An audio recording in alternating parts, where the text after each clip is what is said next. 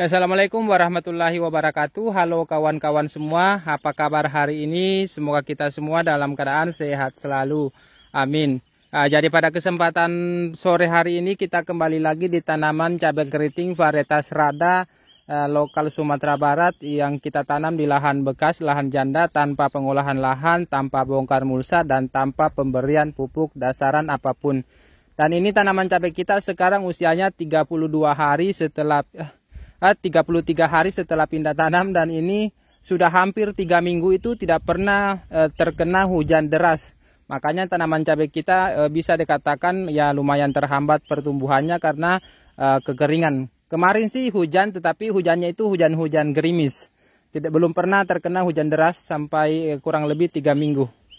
Dan inilah pertumbuhan tanaman cabai kita yang kita tanam di lahan bekas tanpa pemberian pupuk dasaran. Ini sudah ada pecah cabangnya dan sudah keluar bunga seperti ini, bisa kawan-kawan lihat. Ini sih kita tanamnya ya termasuk bervariasi, ada yang bagus, ada yang lumayan bagus, ada yang masih terhambat pertumbuhannya. Dan pada kesempatan sore hari ini saya akan melakukan proses penyemprotan yang ke-9 kalinya. Dan sedikit saya akan berbagi pengalaman, berbagi pemahaman ini mengenai masalah pertanyaan dari kawan kita sudah lama sih sebenarnya tentang insektisida yang lumayan ampuh yang saya gunakan untuk membasmi hama kutu kebul ataupun hama kutu putih. Jadi sebelum kita melakukan pencampuran pestisida ya tidak masalah kita review ataupun kita mengulas, kita berbagi pengalaman lah. Jadi kalau misalkan untuk hama kutu putih itu termasuk dari hama kutu-kutuan, ada yang menyebutnya hama kutu kebul, ada yang menyebutnya hama kutu putih. Itu biasanya menyerang tanaman cabai dewasa. Kalau misalkan masih kecil-kecil seperti ini, biasanya sih untuk serangan hama kutu kebul ataupun hama kutu putih itu tidak terlalu tinggi ataupun tidak terlalu signifikan. Biasanya itu umumnya hama kutu putih itu banyak kita jumpai ataupun hama kutu kebul itu banyak kita jumpai pada tanaman cabai-cabai yang sudah tua, ataupun misalkan kalau misalkan di tanaman lain tuh misalkan tanaman terong yang lumayan tua dan tidak terawat, ataupun tanaman cabai yang berusia tua tetapi tidak terawat. Itu biasanya banyak kita jumpai itu kutu-kutu putih ataupun kutu-kutu kebul, kayak semacam kupu-kupu putih yang kecil itu biasanya di balik daun. Itu misalkan di tanaman-tanaman cabai yang sudah tua itu biasanya sering banget kita jumpai seperti itu, kayak kutu-kutu putih di bagian bawahnya di sini biasanya bergerumung, bergerombol, ya itulah kutu kebul ataupun hama kutu putih. Kalau saya pribadi untuk insektisidanya saya masih sering menggunakan bahan aktif imidacloprid. Ini bisa kawan-kawan lihat bahan aktifnya. Kalau yang saya gunakan itu yang pastinya penggunaan saya untuk membasmi hama kutu kebul ataupun hama kutu putih, itu saya mengandalkan bahan aktif imidacloprid.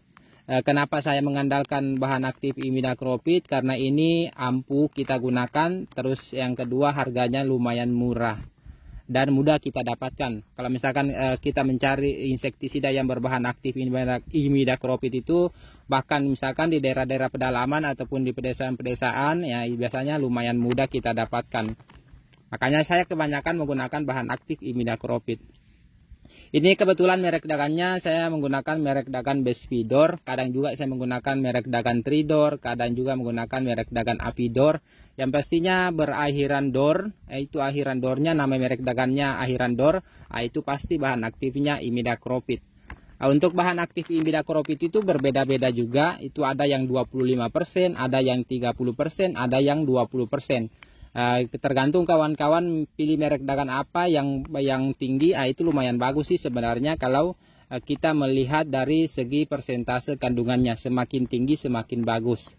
Yang pastinya tidak menutup juga kemungkinan, yang pastinya mudah kita dapatkan. Itulah kawan-kawan. Tetapi sebenarnya kalau misalkan untuk membasmi hama kutu kebul ataupun hama kutu putih banyak sekali insektisida ataupun bahan aktif yang bisa kita gunakan.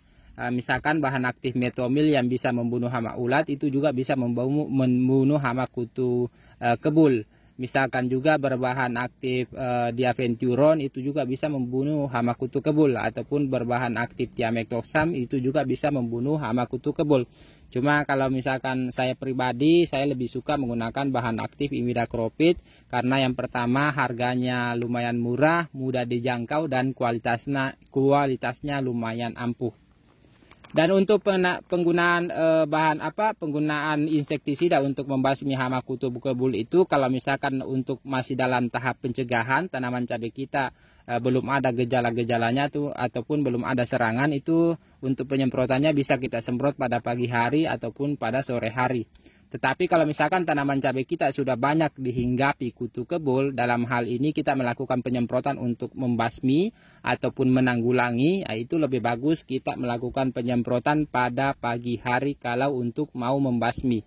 Kalau untuk mencegah tidak masalah mau pagi ataupun sore, tetapi kalau khusus membasmi ataupun menanggulangi sudah ada hama yang akan kita bunuh, itu lebih bagus kita melakukan penyemprotan pada pagi hari. Dan yang terpenting, kalau misalkan kita menggunakan insektisida yang bentuknya tepung, formulasinya WP, itu jangan lupa kawan-kawan tambahkan perekat, karena kan ini bentuknya tepung, mudah tercuci kalau misalkan kita lakukan penyemprotan. Jadi langsung saja kita lihat apa yang kita campurkan untuk penyemprotan kali ini. Jadi langsung saja untuk dosis bespidornya ini saya masih menggunakan 1 sendok makan karena ini kan masih dalam tahap pencegahan. Jadi kita cukup gunakan 1 sendok makan, dosis tipis-tipis. Terus selanjutnya saya menggunakan fungisida Cabriotop. Ini bahan aktifnya Pyrrolastrobin dan Metiram. Ini saya gunakan 2 sendok makan, tetapi sendok makannya tidak terlalu penuh. Sendok makan rata lah, seperti ini. Ini fungisida kontak dan fungisida sistemik campuran karena 2 bahan aktif. Terus pupuk daunnya saya masih menggunakan pupuk daun Profit hijau dari PT Merauke. Ini kandungan NPK-nya 27, 18 dengan 9 dan berbagai macam unsur hara mikro. Ini khusus untuk masa pertumbuhan. Ini kita gunakan 1 sendok makan. Terus selanjutnya asam aminonya saya masih menggunakan Ambition. Ini dosisnya masih sama, tetap 1 ml per liter karena kan kita gunakan di setiap kali melakukan penyemprotan. Jadi kita gunakan dosis rendah 1 ml per liter. Terus terakhir perekatnya juga 1 ml per liter. Dan tinggal kita aduk dan akan kita masukkan ke dalam tangki penyepraian. Jadi mungkin cukup sekian video kali ini. Semoga bermanfaat bagi kawan-kawan semua. Sampai jumpa di video-video selanjutnya.